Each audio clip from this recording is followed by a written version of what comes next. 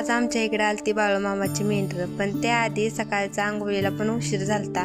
म्हटलं आता जेवण आणि चहा वगैरे सगळं सोबतच घ्यावं. तुम्ही पण असं जेवण आणि चहा सगळं सोबत घेतलंय का ते मला कमेंट करून नक्की सांगा. सगळं घरातलं आवरून वगैरे झाल्याच्या नंतर चुलती आणि मी चाललेलो बाळूमामांच्या मेंढराकडे. बाळूमामांची पालखी आणताना कशी घ्यावी लागते डोक्यावर तिकडंच चाललेलो. तोपर्यंत तिकडं पालखी वगैरे पण आलती.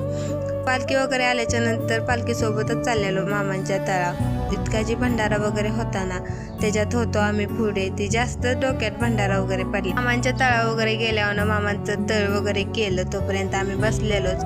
तळ वगैरे झाल्याच्या नंतर दर्शन वगैरे घेत आणि घरीच निघालेलो.